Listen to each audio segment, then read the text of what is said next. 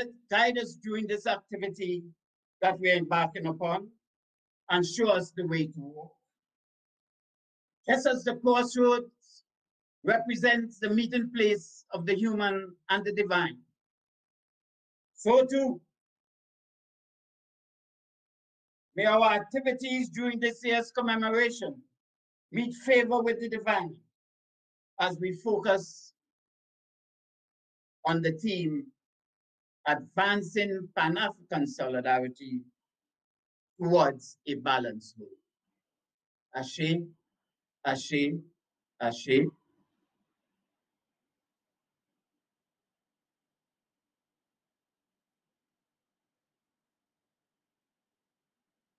Olodumare, creator, owner of the space we now occupy, allow us the use of this space with your blessings so that we continue to encourage critical thinking and to act to enhance our dignity.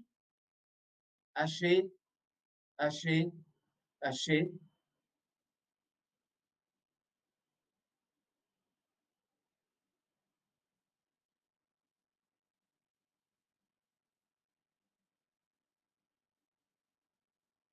Obatala, creator of dry land, grant us that the seeds which we sow in this land will bear fruits.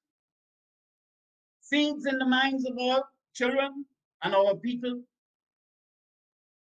fruits in their results. 𝐴𝐵, 𝐴𝐵, 𝐴𝐵.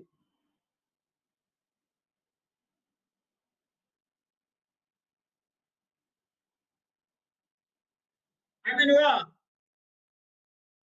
the source of all life force, who rises in the heavens, the God who created man and woman, be with us, provide a protective shield throughout this evening's activities and everything that we do.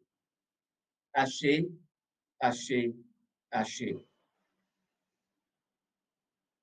We have this activity in honor of all our ancestors who have walked tall on this earth and who have made significant contributions towards the development of humanity. All those who have suffered the indignities and the injustices on the African continent and yet survived. All those who have experienced the horror of the Middle Passage and the savagery on the plantations in the Americas and the Caribbean.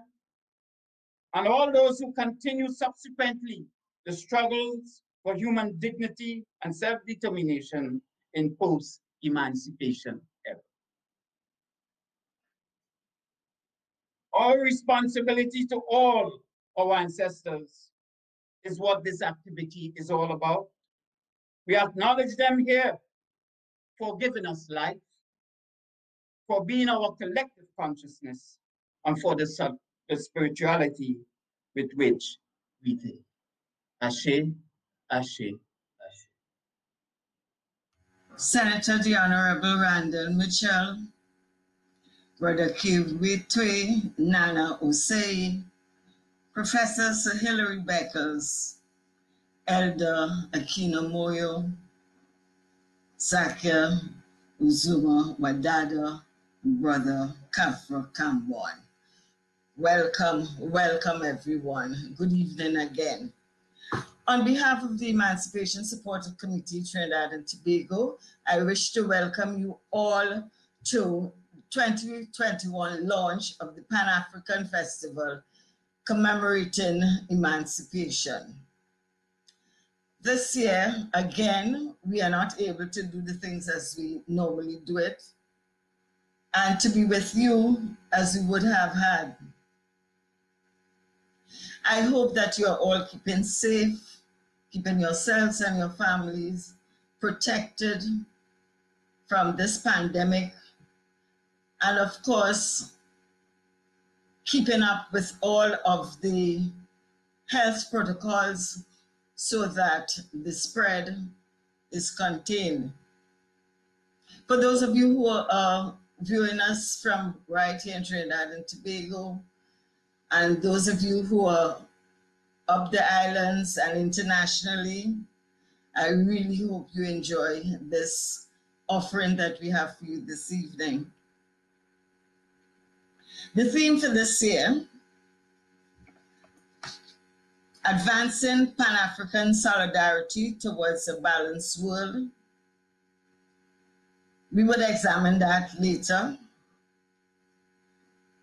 But bear in mind that our Pan-Africanism, we would have to take another look at it.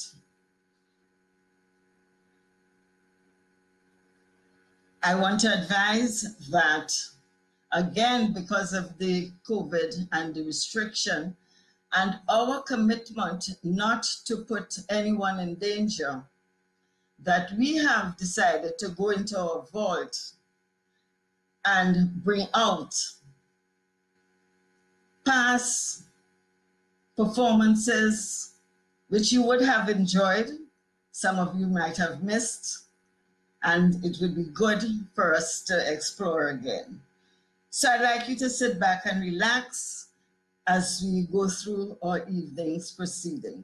And here to warm the space is Egbe Omo Oni Isheshe, Traditional African Association, to get us into the mood for the evening.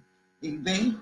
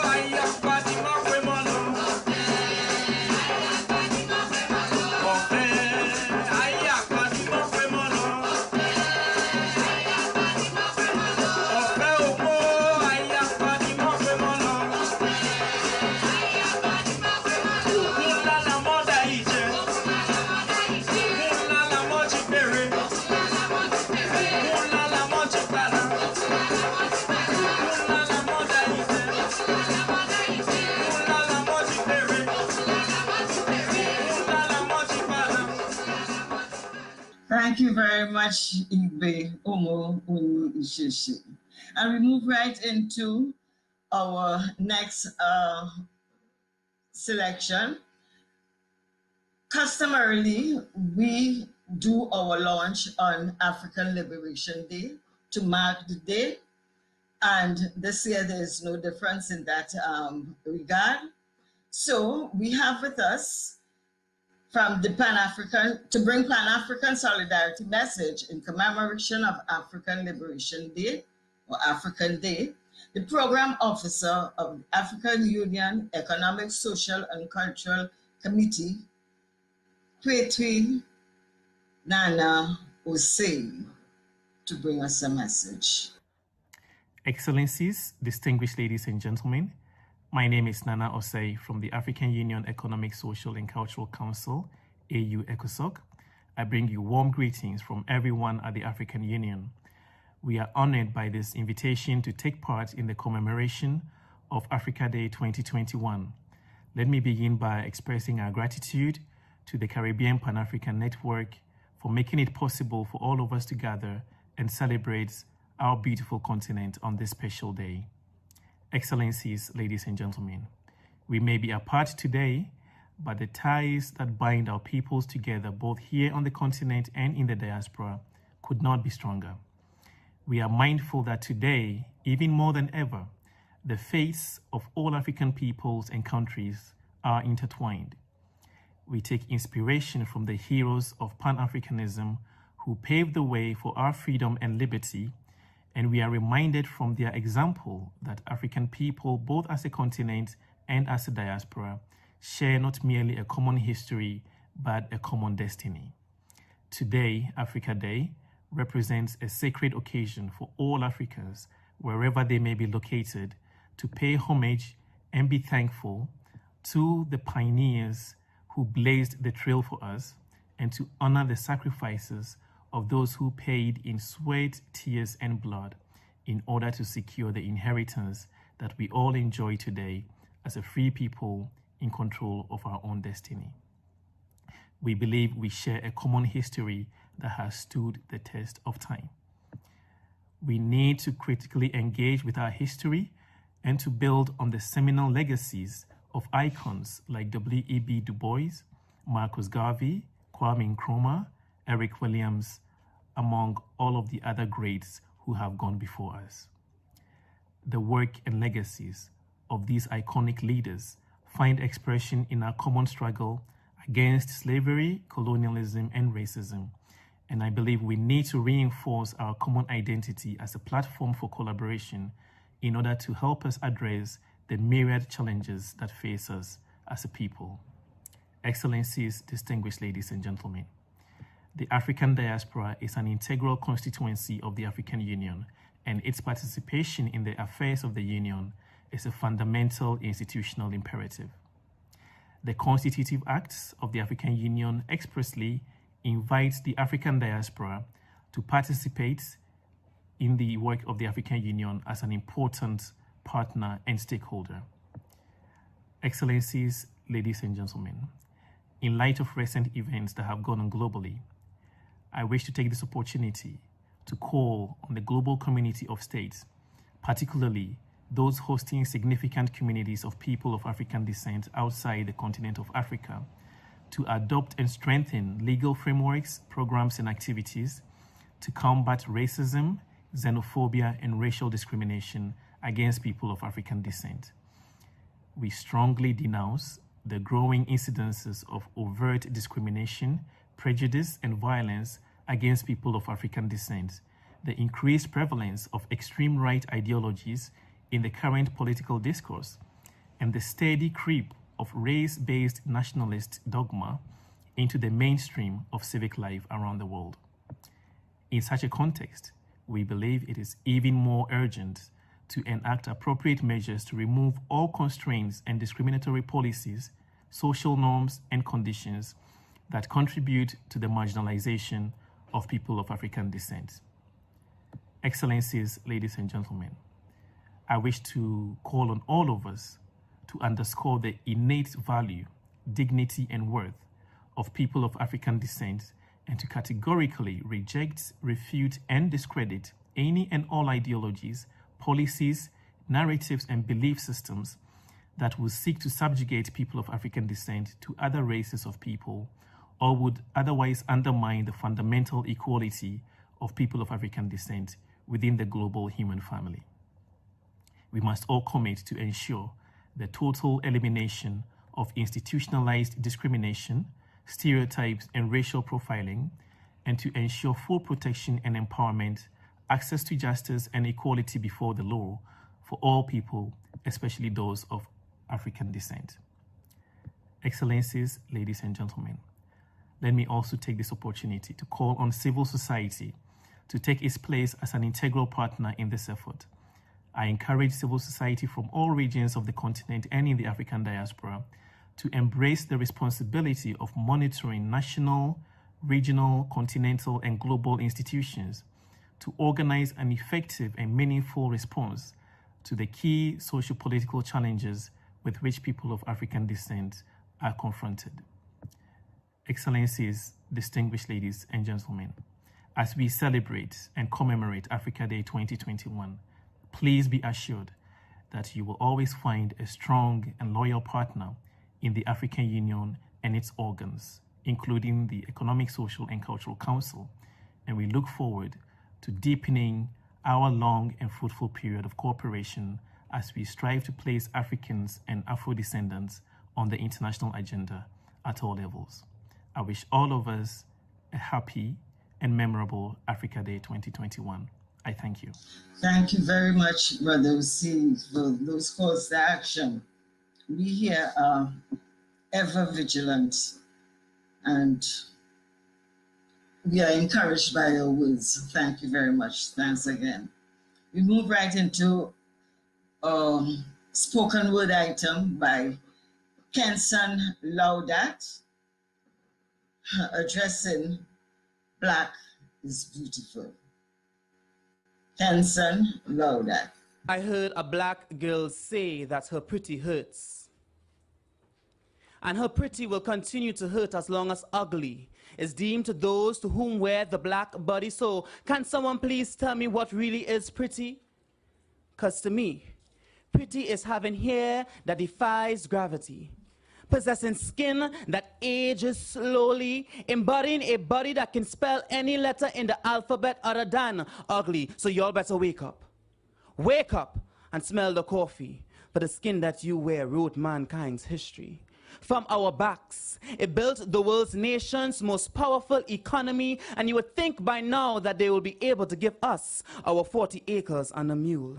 Teach our kids the unsystematic bullshit in school, but to give us those tools will only allow us to build ourselves up, and they got to keep breaking us down, for the sound of anything black succeeding is not pleasing. So let's forget their plan A and let's talk about their plan B, where they allow colorism to consciously creep into the cracks and creases of our cranium to cause chaos, as the caution tape lines the carcass mouth of those who knows the truth, because death shall surely follow them if they dare speak it. But truth is still truth by any other name. So why should we be ashamed to walk the streets in our dreadlocks, our bantu knots, our dashikis, and our afros? Are we still too scared to show how beautiful is black? Now I get it.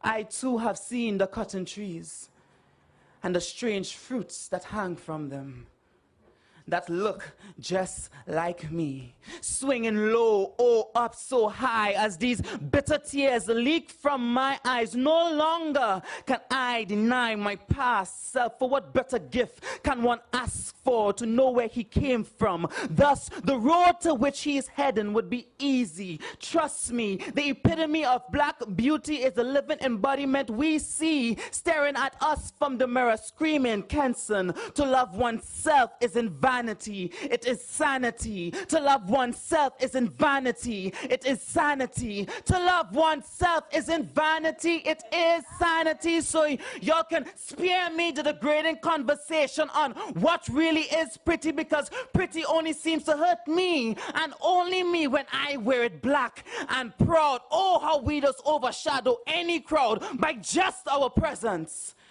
And the question how will forever leak the lips of the ones who don't understand we, or able to grasp a whiff of the Trinity that lives inside of we. That is when you know your worth and you have it manifest in your own comprehension. So never should we ever, ever, ever again have to shy away from our own reflection, for we are all walking temptations amongst envious eyes. And as they try to internalize us as beings, they can't.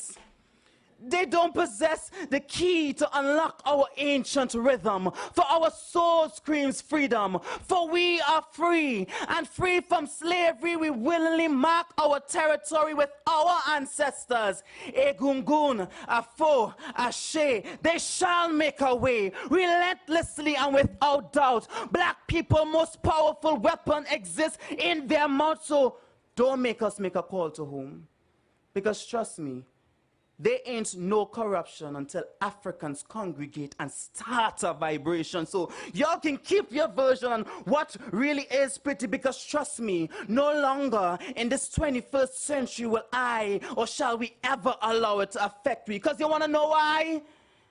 Because our black is indeed beautiful. Our black is indeed beautiful. Thank you very much, Kenson. Thank you very much. And moving right along, as I said before, our theme for this year, 2021, advancing Pan-African solidarity towards a balanced world.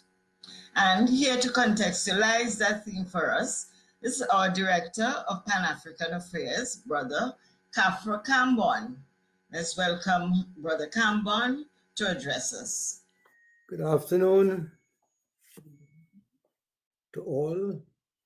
Senator, the Honorable Randall Mitchell, Minister of Tourism, Culture and the Arts, Tiritwi Akwasi Osei Nana Kiritwi, Head of Program at the African Union Economic, Social and Cultural Council.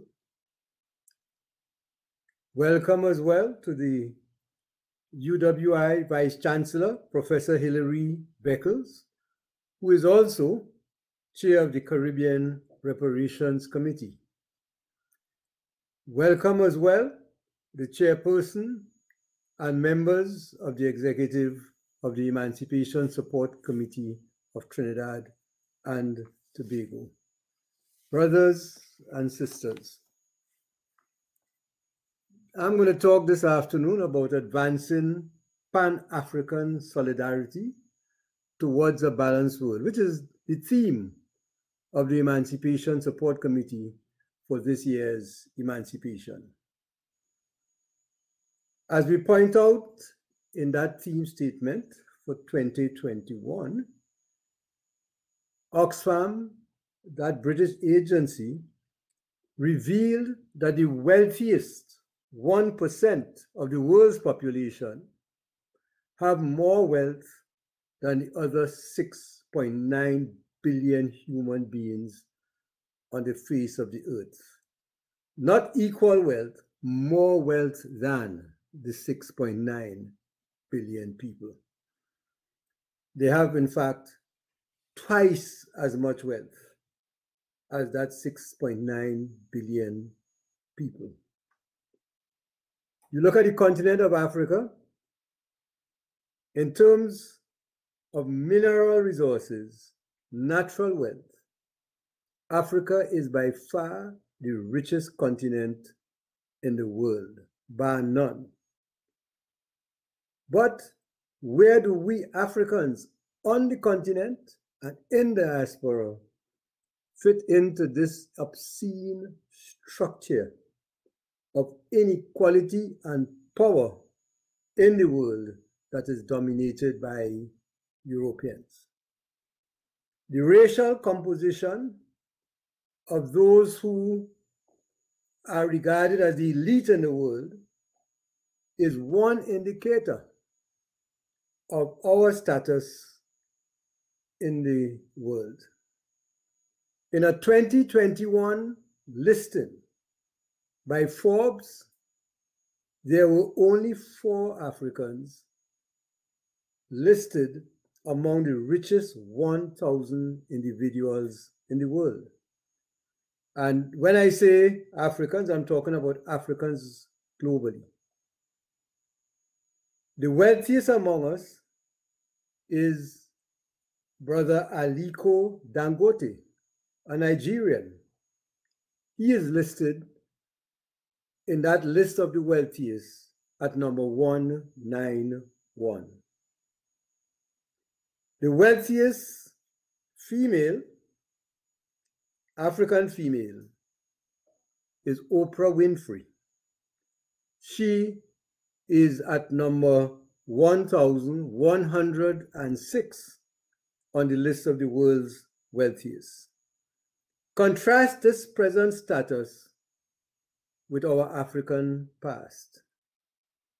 Forbes magazine estimated that the richest man in all of recorded history was an African emperor, Emperor Mansa Musa of the great Mali Empire, and that was in the 14th century. And when they put his wealth equivalent today, by today's standards, he would be the richest man who ever lived. We delude ourselves, and we say to others who may be stimulated by a new awareness of African history and knowledge, and we say, what that have to do with me? That done gone already. The past is the past. That's the kind of reaction you get when you provide this kind of information. And of course, the past is gone. That is at a certain level. But we are saying more than the obvious literal meaning of those words. We are really justifying closing our minds to what we believe is our African past. We are really justifying that because nobody is excited about seeking knowledge that they think will diminish them. And that is what we think about our African past. That is what our schools virtually teach us, either by saying it or by not teaching it. Nobody is excited about seeking knowledge that they think will diminish them. However, our spirits change, our self-concept changes when we recognize that what we have been conditioned to believe is our history is a past that was invented specifically to create a sense of inferiority in us. Sadly, we still continue to put that false information in what our children learn in the schools. It is sad that our education system perpetuates our ignorance about our proud African past. Trinidad and Tobago has played an important role in the Pan-African movement, which has had a major impact on revitalizing the spirit of Africans. One of our nationals, a name we should all know, even though we allowed his house to break down, but that national, Henry Sylvester Williams, organized the first Pan-African conference in London in 1900, giving birth to the name of what was to emerge as a powerful international movement, Pan-Africanism, which has become a major political force. And it grew out of that conference. It incorporated different ideological tendencies, but with clear enough goals to create solidarity among Africans globally and fire the spirits of independence movements in Africa and the Caribbean particularly. It significantly reshaped the relationships between the colonizers and the colonized. At an operational level, the power imbalances between the colonizers and the colonized remained, but the desire for independence would be reinforced, and the cooperation between the subjects of the various European crowns would grow into an irresistible force. In the current international environment, despite ideological differences which do exist within the Pan-African community, there are major issues which demand our collective attention. One is the clarity of the reinforced material exploitation of Africa by its former colonizers, the French perhaps being the most vicious, as well as the United States. Another is the continuation of the vicious assaults on Haiti, the mother of freedom, of our freedom, the mother of freedom for all of us who were enslaved. These issues provide motivation for building a strong coalition of forces for African liberation and for self-determined development. It is really a shame that we African people globally have so far failed to build a strong coalition that can demand that the United States in particular allow Haitians to determine their own future after what Haitians did for all of us when they defeated the three most powerful armies in Europe, the French, the British, and the Spaniards. Haiti, in fact, is the mother of our freedom, a mother, unfortunately, that we have abandoned in many ways. It is also a shame that we have not yet formed an international constituency for the defense of Zimbabwe, which is currently being strangled by the United States, Britain, and the Western powers because President Mugabe, a Pan-African hero, reclaimed Zimbabwe lands from colonial settlers who stole it and drove out the local inhabitants, only allowing them to come back as underpaid workers on the lands which they had owned for centuries. President Mnangagwa, under relentless European pressure, very recently, we're talking current times, was forced to commit Zimbabwe to pay compensation, to commit to paying it, that is, to the tune of $3.5 billion to the white farmers who had stolen the land at gunpoint in the first place and occupied it until Mugabe reclaimed it and distributed it among its rightful owners. What we see taking place in Haiti and Zimbabwe now are clear indications of what is in store for any Africans in Africa or the African diaspora who want to stand up for their rights. It is time for the building of solid coalitions at government and civil society levels to prevent our people and our states from being so vulnerable to the Euro-American predators, and even to align with the common interests of others where that is feasible. There have been clear indications that positive sentiments for the diaspora exist at official levels in Africa. One clear indication of this was when a powerful earthquake devastated Haiti in 2010. His Excellency President Abdoulaye Wade of Senegal extended an open invitation to Haitians who wanted refuge from the effects of the earthquake. He invited them to come to Senegal.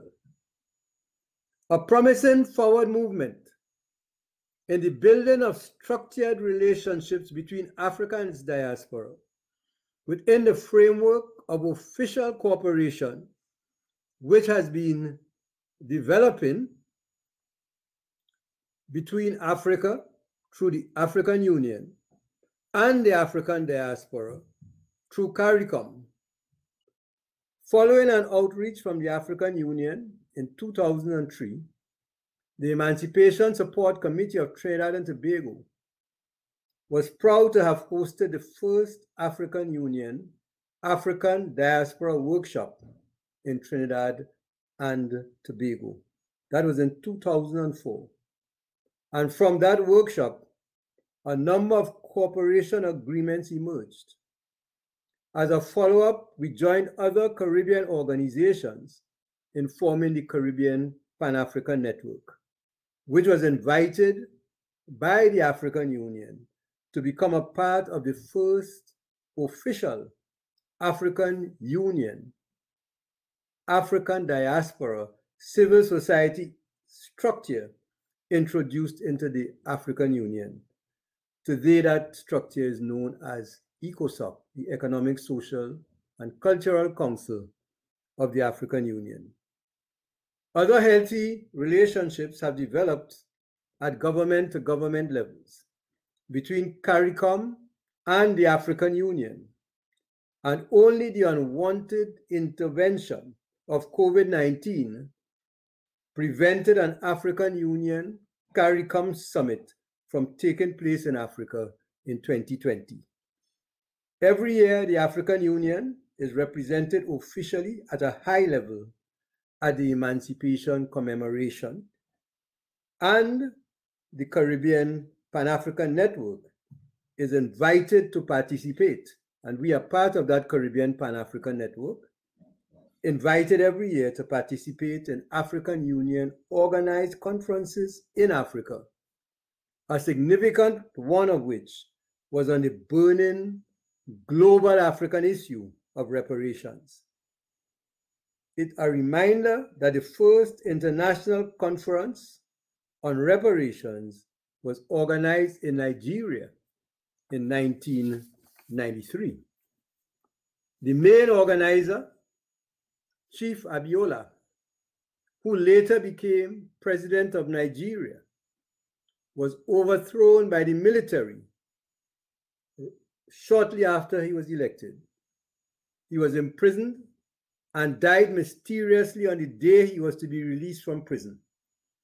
A US delegation met with him in his cell. A member of the delegation offered him a cup of tea, following which he collapsed and died, officially of a heart attack. But the conference that he had organized before his imprisonment was a major success for the movement towards reparations. Given the structural integration of the Caribbean Pan-African Network, which, as I said, we are a part of, within the African Union governance framework, and the constant building and consolidation of relationships between the African Union and CARICOM, we have no doubt that Pan-African solidarity at both non-governmental and governmental levels will advance to the point where the demand for reparations and hands-off Haiti will carry great weight. Thank you very much. Wow, thank you, Brother Cambon. Some stunning statistics there. And again, we have to keep saying to Haiti that we are sorry. Wow. Moving right along, would we really be able to have a balanced world? Would we really be able to have a balanced world? Food for thought. Let's move right into another archival performances by 𝐁𝐚𝐥𝐝.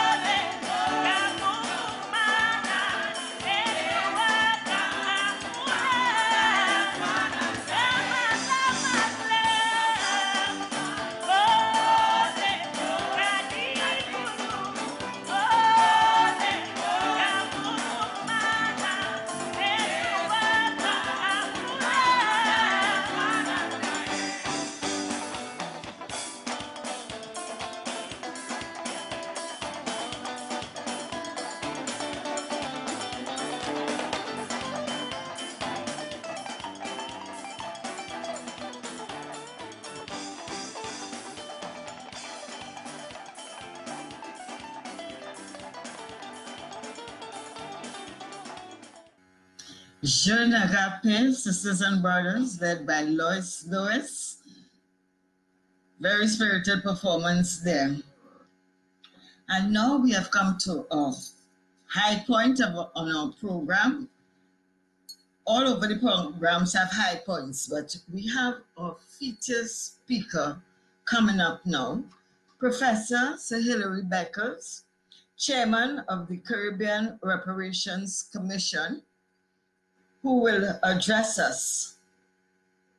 Let's welcome Professor Sir Hilary Beckles. It's a tremendous honor to participate in this Pan-African festival celebrating African Liberation Day within the context of our ongoing emancipation, and to send tribute to all participants in this Trinidad and Tobago event.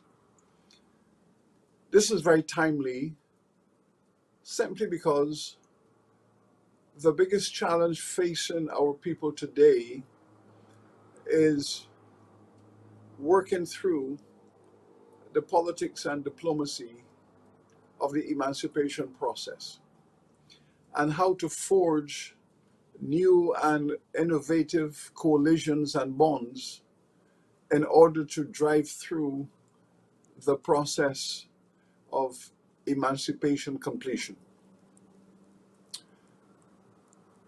It is quite clear to all of us at this moment that a critical part of this process is the movement towards the reparatory justice conversation.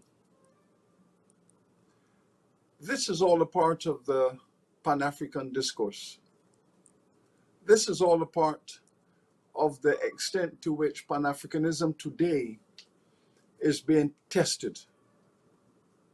It's being tested in terms of its relevance, it's being tested in terms of its capacity to evolve, it's being tested in terms of its willingness to embrace the reparatory justice paradigm.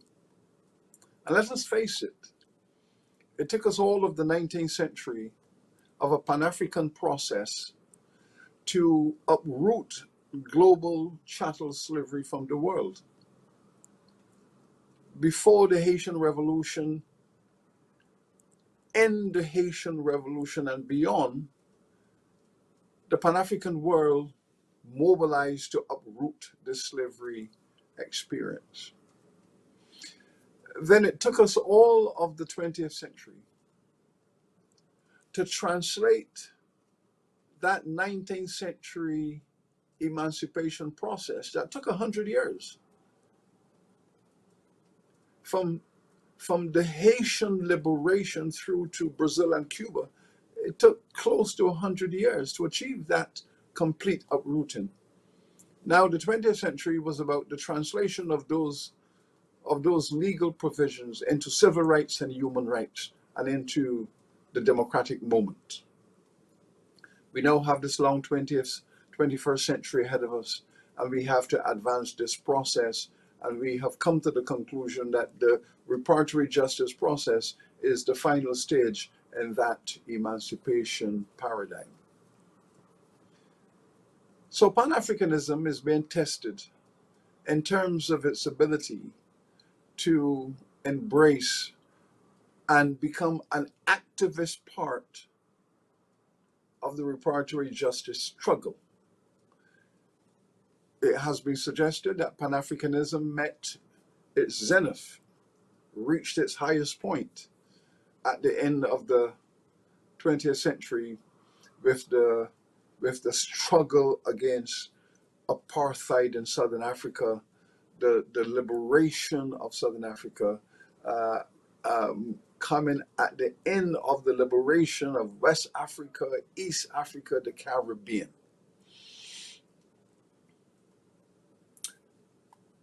Can Pan-Africanism move to the next stage? We know of our iconic leaders of the 20th century within the Pan-African paradigm. We know the success of that Pan-Africanism. But we are now aware that the African political dialogue has changed. There is no doubt that the political leadership of Africa has tended to drift away from Pan-Africanism in activist and fundamentalist ways. In fact, the emerging argument is that across Africa, Pan-Africanism is seen as having achieved its fundamental targets, and now there is need for a different kind of politics. The issues facing the Caribbean is how to put together our own strategy within the call for a new Pan-Africanism, a new revitalized, re-energized Pan-Africanism.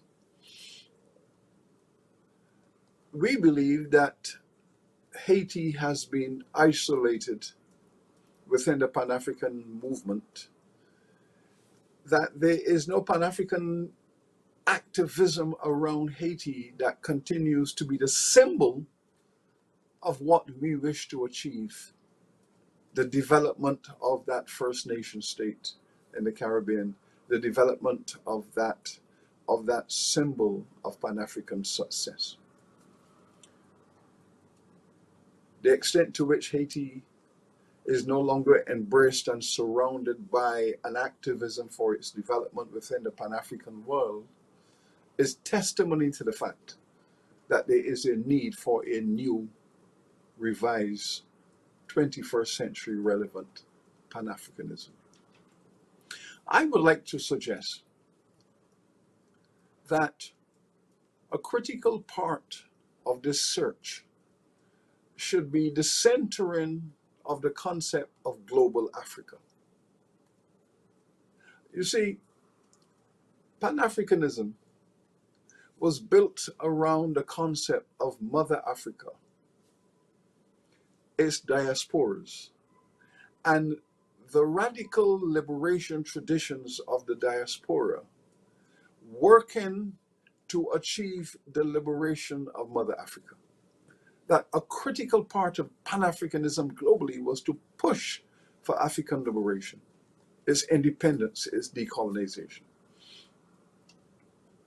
And therefore, within Pan-Africanism, there was the paradigm of the mother and the diaspora children,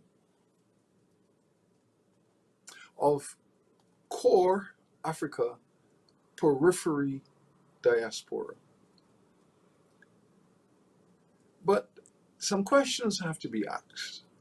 How long does it take for a diaspora to become a nation in and of itself?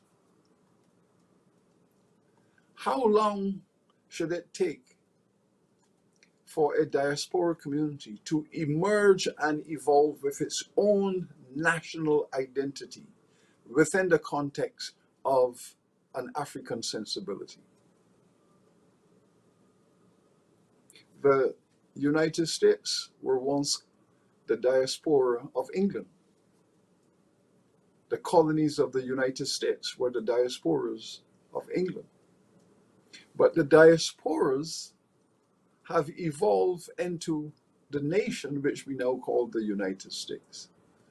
And that United States no longer look across to England as the motherland. Rather, it sees itself as having reached that level of equality within a paradigm of respect. So the question now is, should Pan-Africanism evolve into a matrix in which there are these independent nations that have evolved out of that African diaspora, that are now operating at the level of equality on a level playing field? Jamaica, Haiti, Trinidad, Barbados, Antigua, and many other nations that have evolved out of Pan-Africanism now operate in the international community at the United Nations as equal to Nigeria, Ghana, Senegal, the countries that have spawned them. So the political reality of the 21st century then is that there is a new Pan-Africanism. Many of the independent nations of the Caribbean are now setting up high commissions and embassies in Africa to work on the assumption that there is now a new equality. The countries of the Caribbean now see themselves as equal to the countries in Africa, but all within a new Pan-African sensibility, which we now call Global Africa. So there is now something called Global Africa, in which Africa, Global Africa, is constituted in terms of the countries that exist on the African continent. And those majority African societies that have evolved out of the diaspora. And therefore there is a new 21st century struggle to connect all of this into an operational framework for mutual development, liberation, and upliftment. So Global Africa is fast replacing the concept of Pan-Africanism, because Pan-Africanism is now retreating into being an intellectual construct, no longer a political liberation construct, but an intellectual construct of culture, of belonging, and of identity. And what is required now is a return to activism about the rise of the African people. Global Africa is taking shape as the concept that will now take the center stage as having evolved out of Pan-Africanism. So if you wish to say, well, Global Africa is Pan-Africa 2, let us call it Pan-Africa 2, Global Africa. This is very important for us to show that we are refreshing our thoughts. As African people, we are innovating, we are changing with the times, we are becoming more relevant to what is required at any specific moment in time. The University of the West Indies has had the honor in the last year of responding to a dialogue with the former Prime Minister of Jamaica, the Most Honorable P.J. Patterson. And the university has established the P.J. Patterson Center for Africa Caribbean Advocacy to help us to frame what this new activism and activist advocacy would look like. The university has gone also to a level to establish 2 centers in Africa. In the University of Lagos, we now have the UWI Center for African Culture and History. This is a joint project between the UWI and the University of Lagos. We've also established a center in South Africa at the University of Johannesburg, because the Caribbean people have made this tremendous Pan-African contribution to Southern African liberation, the struggle against apartheid, Southern Africa, Namibia, all the way through to Angola, Mozambique, Zimbabwe. We, the Caribbean people, participated intellectually, physically in the battlefield to bring liberation to Southern Africa. But we have noticed that since that moment, the relationships between Southern Africa and the Caribbean, despite that tremendous investment of energy, of intellect, of military capacity, of solidarity, diplomacy, that the relationship has drifted. We now need to put that back together. And thus, this center, the UE Johannesburg Center for Global Africa, is now very relevant. And our colleagues at the University of Johannesburg were very keen to establish the center so that we can work together to rebuild that bridge, to rebuild that Pan-African bridge between the Caribbean world and Southern Africa. We are fearful that a new imperialism is emerging and gaining considerable success. A new imperialism to redefine through Western interests the trajectory of Africa. Just 2 days ago, we saw a summit in Paris where African leaders, over 20 African leaders, gathered in Paris to discuss with the European Western world the future of Africa. We looked at the paradigm that has evolved. The President of France, President Macron, called for a new deal for Africa. But when we listen to the prescription, it is really a World Bank, IMF strategy to open up Africa to Western imperialism, establishing the context for a new level of inequality and exploitation, despite the fact that they're calling for a level playing field. We also know that there is a diplomatic initiative to push back the contributions of the People's Republic of China in Africa so as to make space for the Western agenda. We all know that Britain intends to re-establish a foothold in West Africa, in East Africa, to pursue their own post-Brexit imperial agenda in Africa. The realization that Africa will possess in this 21st century not only the raw materials for the industrial development of the Western world, but also the market for consumption.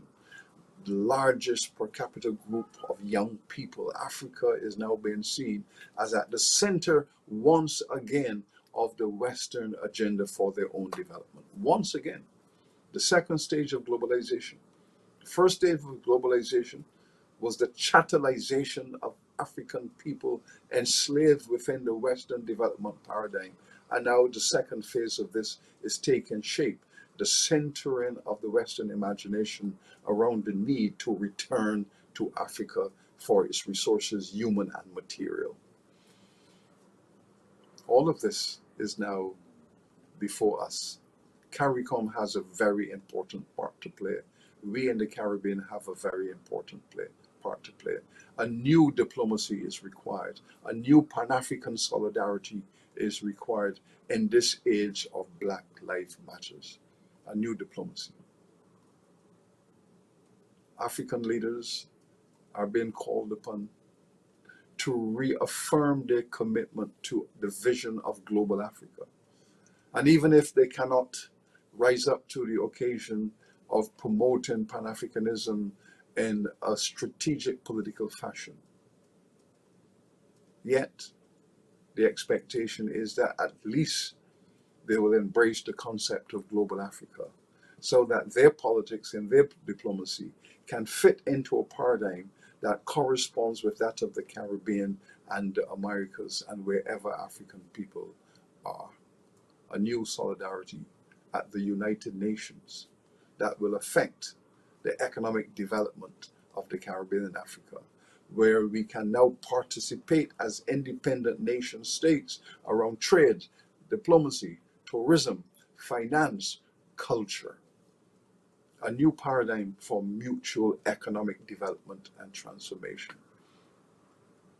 How wonderful it would be, for example, to see that after the people of the Caribbean, those in Cuba in particular, were able to bring liberation to Southern Africa, were able to see Mozambique, Angola emerge as independent nations, as Namibia, South Africa. How wonderful it would be to see these African countries investing in Cuban tourism, investing in Cuban agriculture, industrial development, as part of that quid pro quo of Pan-African solidarity. At the moment, what we see is Mozambique, Angola, investing heavily in Portugal. Portugal, the nation that enslaved and colonized those communities. Portugal, that refused to give independence to those nations. Portugal, the colonial imperial nation that forced those Africans to fight for their freedom. Portugal, that forced those African nations to sacrifice millions of their own lives in Africa. African lives, Black lives, for their freedom. Portugal is now the greatest net recipient of direct investment from Mozambique and Angola in their international economy. It is not ironic. It is tragic. It is tragic. And we don't see that level of investment in Cuba, in the Caribbean. This is a wonderful opportunity for global Africa, where African resources, African investments emerging out of their own independent nation building has moved away from the Pan-African space that led to their own struggle. And now we see Western Africa investing heavily, Southern Africa investing heavily in Europe and not in the diaspora. These are very important moments in our history in the Caribbean. These are very important moments for us, Pan-Africanists. And this is why there is a call to recognize that Pan-Africanism must now evolve into a very different stage. And this is why we are calling for global Africa as the clarion call for a 21st century vision of diplomacy, of politics, of economic relations and transformations. There's need for democracy, yes, but not a deceptive democracy. There is need for a new African politics. CARICOM is now reaching out. CARICOM is calling for a new engagement with Africa. This is so very important for all of us. But we need a new understanding. We need a new concept. And here at home in the Caribbean, in this COVID-driven economic recession, what we are witnessing here at home is the rise of a virulent white supremacy. Our Caribbean history has shown that in recent decades, whenever our economies enter recession and our governments are feeling weakened by recessions, and civil society movements are feeling weakened by the economics of recession, that we tend to retreat and fall back. And as Black and Asian people in the Caribbean are feeling this effect, the white supremacy process is gathering its forces for a resurgence in the Caribbean. We social scientists, we understand this. We understand that in the Caribbean, whenever our democracy, our progressive path is weakened and undermined by global economic recessions, that our governments, our civil society movements become weaker, and there is a tendency for them to retreat upon the progressive democratic discourse.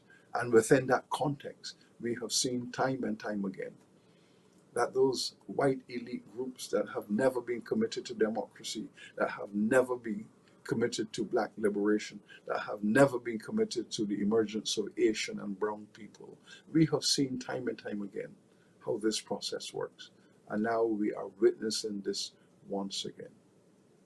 And this is why Pan-Africanism, in whatever shape and form it must take, must be vigilant, must be strong, must be prepared to stand up for democracy, for progress, for equality, for justice, justice for the poor, justice for our women, justice within our multiracial context and complex. We have to have that justice. And the way we do that is to be vigilant, that we must not return to a world of elite domination, of elite control, of elites from the European complex and other Western spaces to tell us, the Black and brown people, that we must back down and allow them to control our resources and our politics. We want democracy. We want progress, but we do not want fake progress. We do not want deceptive democracy. We want genuine progressive equality as was imagined by our Pan-African founding leaders in the Caribbean and beyond. And this is where we are today, looking deep into this 21st century.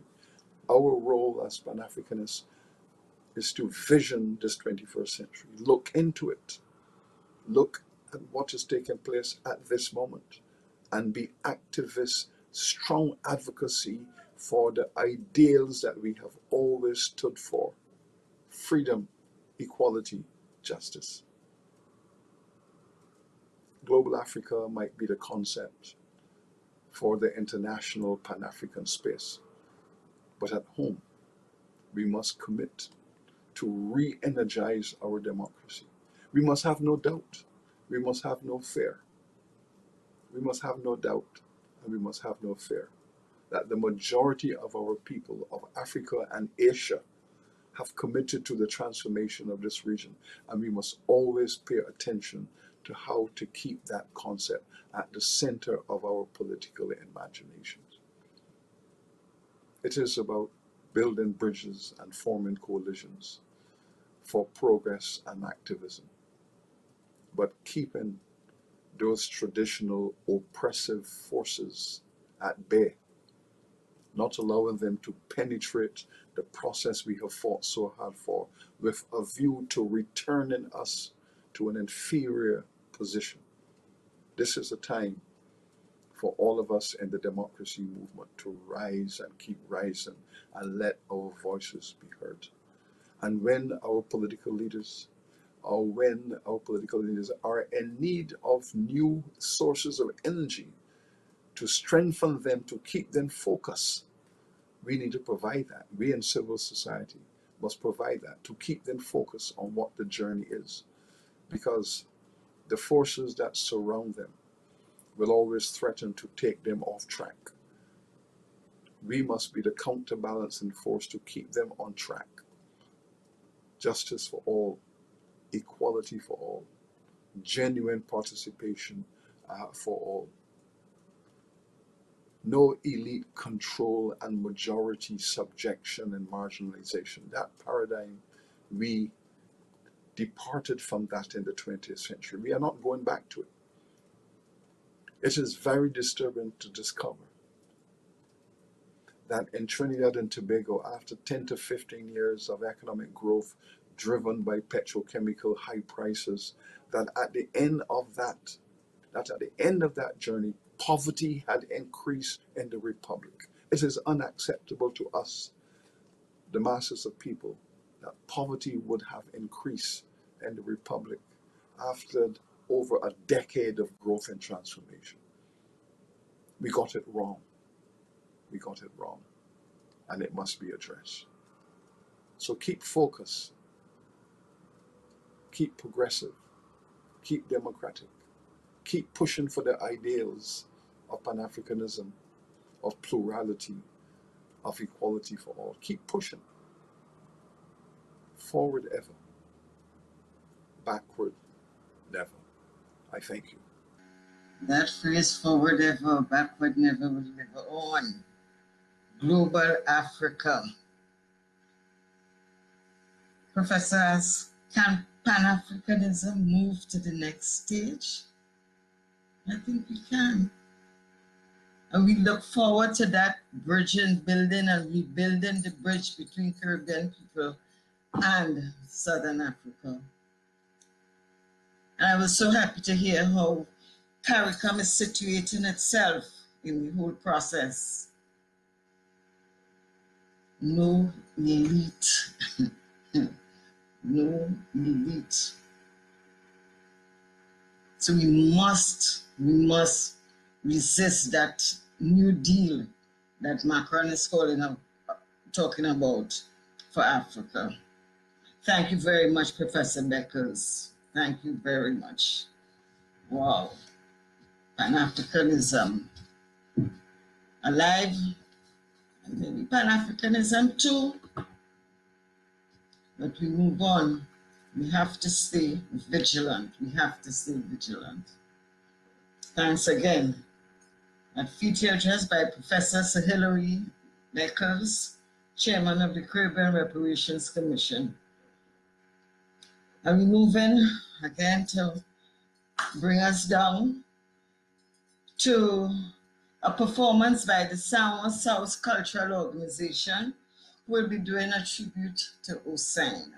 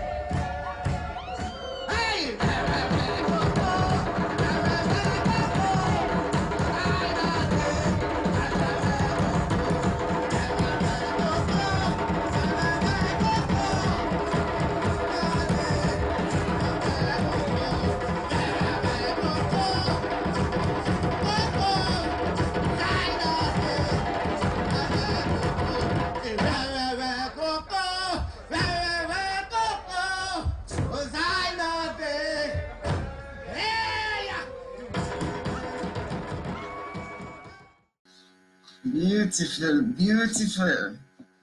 I have to start by dancing. I think I have to start by dancing. I just stirred something in me there. So we have come to the point where we look forward to what we will be presenting for you this year. And here to give us a rundown is our Executive Chair, Sister Zakia Uzuma Wadada. Good evening, everyone. Senator, the Honorable Randall Mitchell, Minister of Tourism, Culture and the Arts, Kerichi Osei, Program Officer of the Economic, Social and Cultural Committee of the African Union, Professor Sir Hilary Beckers, Chairman of the CARICOM Reparations Commission, Brother Kafra Kambon, Director of Pan-African Affairs and Regional Affairs of the Emancipation Support Committee, Elder Ikino Moyo. Brothers and sisters, it is indeed my pleasure to bring to you from the safety of our homes. I mean, this whole event is coming to you from the safety of our homes. And we are bringing it to you as you stay in the safety of your home. And this is the way in which we perceive the festival for this year as we face the challenges of this year's pandemic.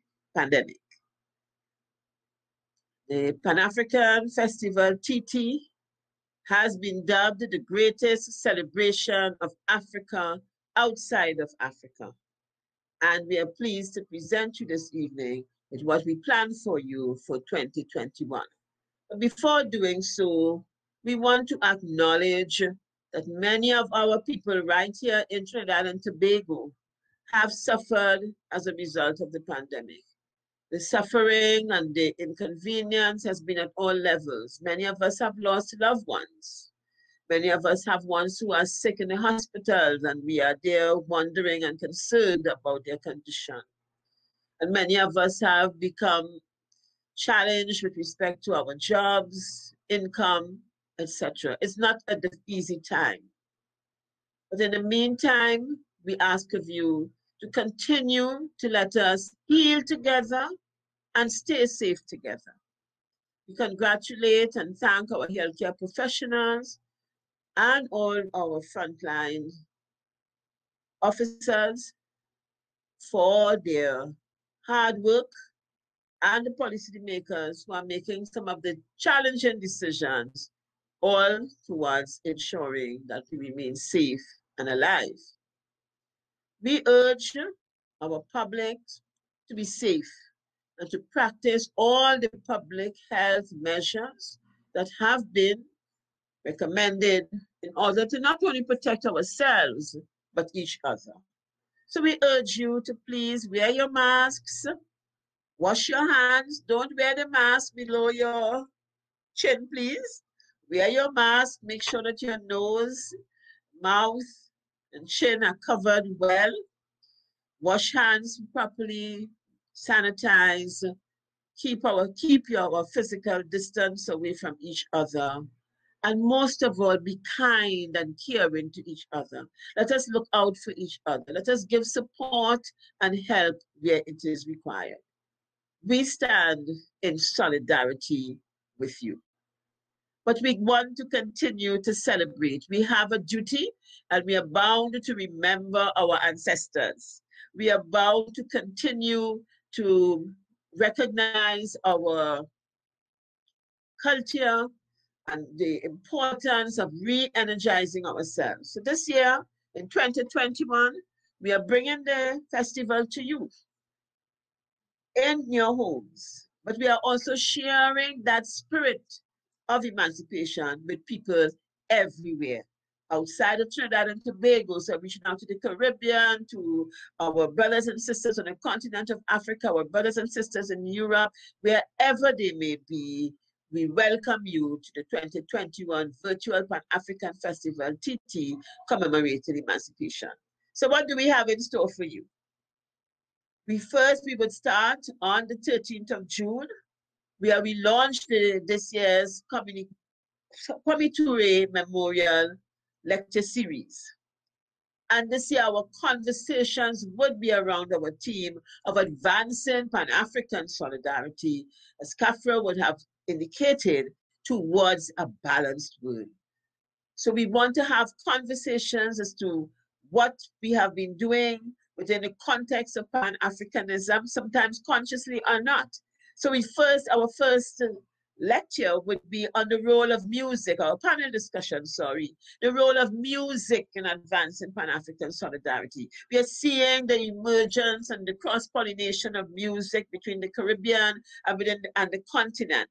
So we are seeing reggae and its brand growing within the Afrobeat music of the continent, and then we are seeing Afrobeat music influencing and growing within our soca and our reggae music. So this is an unconscious Pan-Africanism that is taking place, a Pan-African solidarity around our culture, and it is old, it is not new. And we are going to have some discussion with that. We're going to have an artist, Brother Rocky Dawuni, a reggae artist from Ghana. He will be joining us, along with one of our local artists, Olatunji, and of course, we're going to invite some others to actually share in this most important discussion. We're also going to look at African film in advancing African Renaissance and also Pan-African solidarity. What has been the role of African film and the messages it has brought and the issues that they have addressed over the years? And then we look at the future. We are looking at reimagining diaspora continental integration in a post-COVID-19 world. It cannot be business as usual. A COVID-19 world has to be one that aims at sustainability, that aims at equity, and aims at the well-being for all of us, wherever we may be. So we want to have that discussion and see how we can secure our future to strengthen our Pan-African solidarity, to strengthen that relationship between ourselves and the African continent and Africans everywhere. So as we go through these deep and important discussions during the month of June, starting on the 27th of June, one on the 11th of July and the 25th of July, we will also be entertaining you and remembering some of our key cultural components of our festival. So during the month of June as well, we will have our Yoruba Village Drum Festival. I know we look forward to this event, and I just want to give you a little peek of what has happened in the past and what we know to be the spirit and energy of our Yoruba Village Drum Festival. And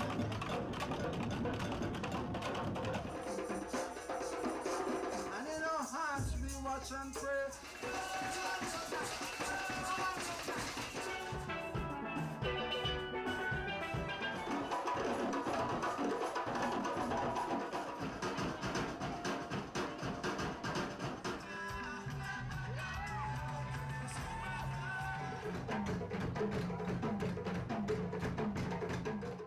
Yes, indeed. Thank you. So this year we are, as our host, our Director of Culture, Jackie, indicated, it's going to be all virtual, but we are going to try our best to reflect that same spirit by either bringing you some of the key highlights of years gone past, if we are not able to bring together our drummers to have fresh performances for the year. But once we can, we most definitely will. But whether it is a new performances or curated performances, we will definitely have an opportunity to enjoy a most exhilarating drum festival once again in 2021. Following the drum festival, we are going to again to assist our entrepreneurs by sharing their work online with our online market and trade show. We are really disappointed. I think this is one of the biggest disappointments for the year for us, because we really feel it for our entrepreneurs who, for the second year, would be denied this important opportunity for them to create and to sell and to share with fellow entrepreneurs and their customers. I mean, this time of year is so important and critical to them. But we are going to, as we move into this virtual space, and we have to also learn to do business in this virtual space, we are going to continue to give them an opportunity to showcase their products and to perhaps encourage sales through our online market and trade show, which we have called the largest African market in the Caribbean. And here we have a little peek at what would have happened at the online trade show in 2020.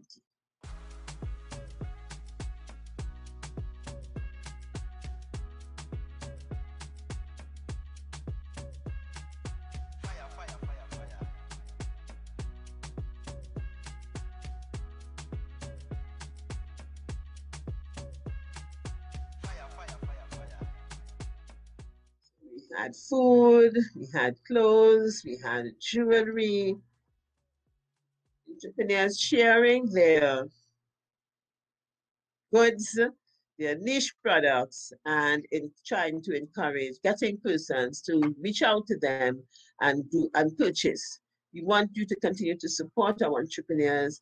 And if you need to make contact with entrepreneurs, you can always contact us at the ESCTT, so that we can continue to keep you all in touch with those who would have traditionally provided you with all your beautiful garments and jewelry and craft and home care products, etc., for your, for yourselves and your homes. So we continue, and as we continue, we look at what we are going to be doing for the Virtual Transatlantic Trade and Investment Symposium. So once again, we are looking at doing this as a virtual event.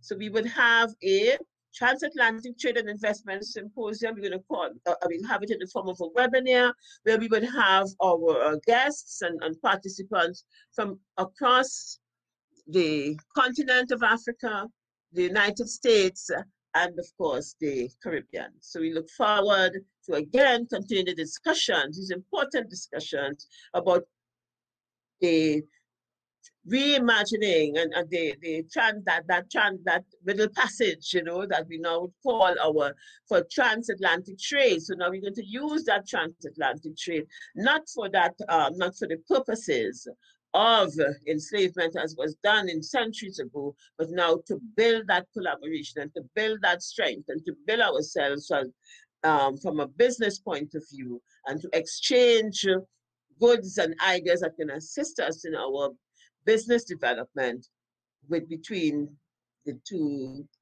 Caribbean, Africa, and the United States, reinventing the triangle. So we now have, in addition, this year we're going to introduce virtual youth workshops.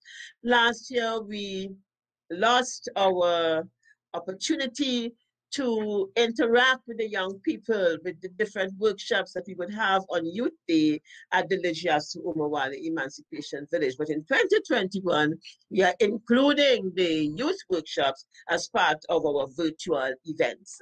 And this year we would focus on 4 main workshops, one in theater arts, African dance, drumming, and rap soul. So we are hoping that our children who would be at home in the vacation time, we would get them to participate and become involved in experiencing these exhilarating workshops, which is to help them to better appreciate, understand, and participate in their culture, and understand the history and the background behind these different cultural art forms.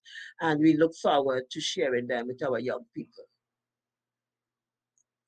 Then move on to the week of Emancipation, where we would have all of our cultural activities. So effective from the 18th of July, we are going to give you a curated fashion show.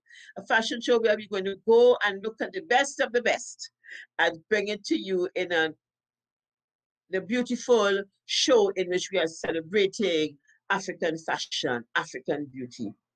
We would have on the 30th of July, we hope to have our Unity Reggae concert.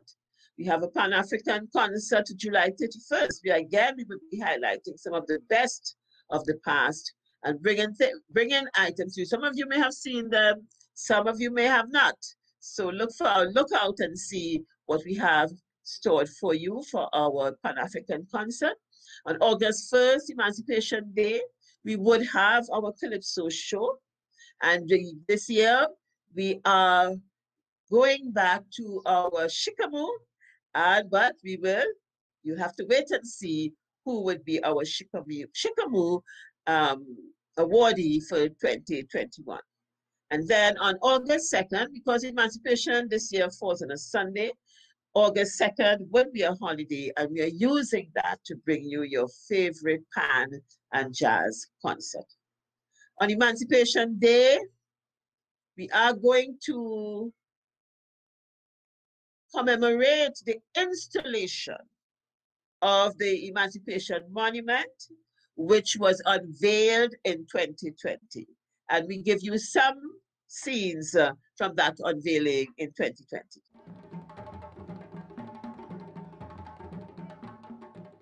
Some of you would have been there. Some of you would have joined us on television. But this was a signature moment for us in this, the decade for people of African descent, to have had the opportunity to unveil an Emancipation Monument. Arise in front of the Treasury building, the location at which the Emancipation Proclamation was read in 1834. We thank you for your attention. We ask you to join us on YouTube, on our Facebook page, on our website. Join us for our festival. It's while we work hard to bring ourselves to arise out of this pandemic, let us still remember our ancestors. Let us still celebrate ourselves. Let us still bring some joy in our heart and smiles on our faces as we remember our ancestors and celebrate our culture. And we know when we do this, we give them joy. And we need our ancestors to be pleased so that they continue to help us to face the challenges that we face today. Ashe. Thank you for your attention.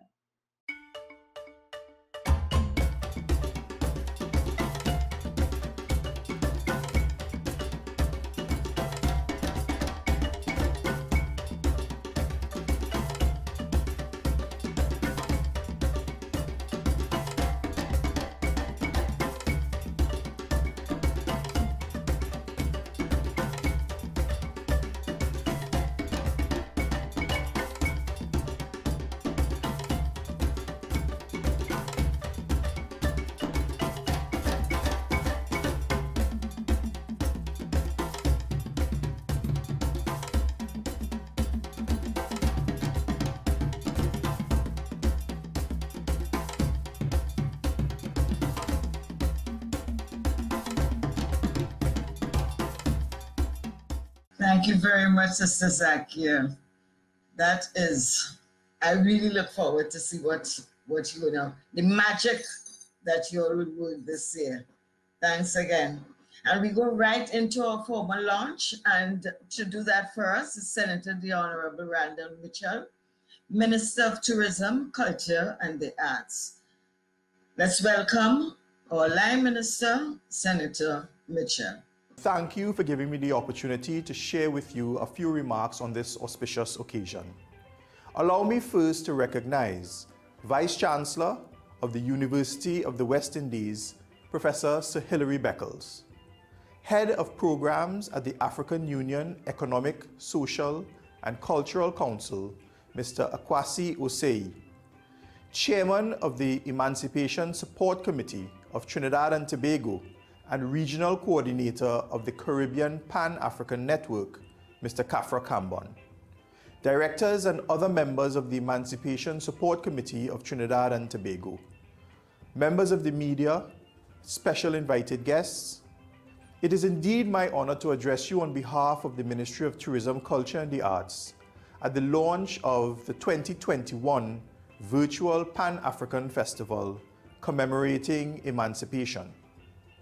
This event is taking place as former British colonies celebrate the 183rd anniversary of the emancipation of enslaved Africans, and the 7th year of the United Nations International Decade for People of African Descent.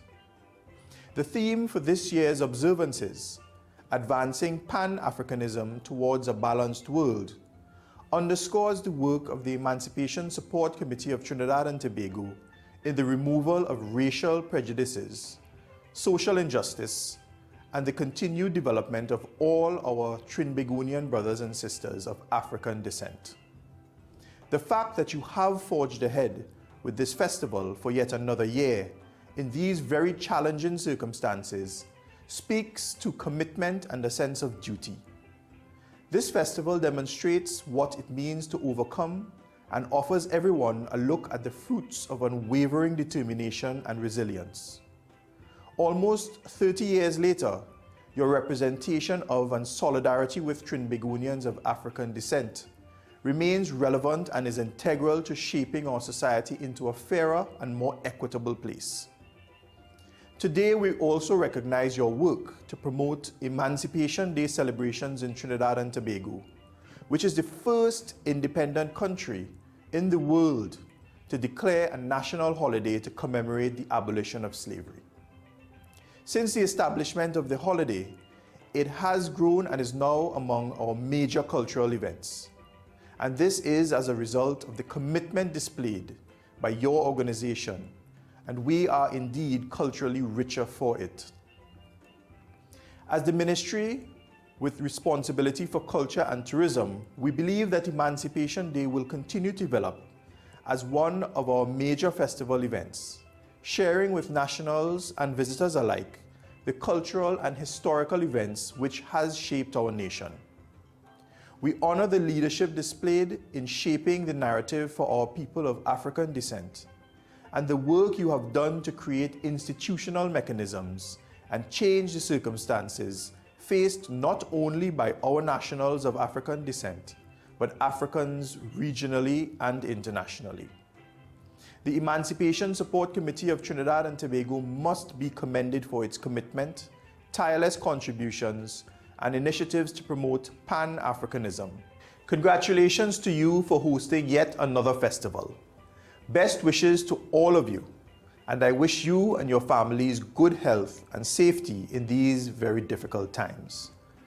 We look forward to viewing the scheduled events, and I thank you again for this opportunity to address you. Thank you very much, Senator Randall Mitchell. So, sisters and brothers, ladies and gentlemen, we are almost at the end of our scheduled activity for today. So I just want to thank everyone in the order that they appeared. Elder Ikinomoyo, Egbeomo, Oni Isheshe, Traditional African Association, Brother Kiwiwe Tui, Nana Osei, Keston Laudad, Brother Kafro Kambon, 𝐔𝐳𝐶, Sir Hilary Beckles, Sour Salt Cultural Organization, Senator the Honorable Randall Mitchell again, Minister of Tourism, Culture and the Arts, the staff doing the technical work behind the scenes, and you, the audience who have chosen to join us, taking your good time to be with us in this virtual space. I continue to urge you, stay strong, be protected, yourselves, your families, and those around you. We're going to close now with some gemology. Let's take it away.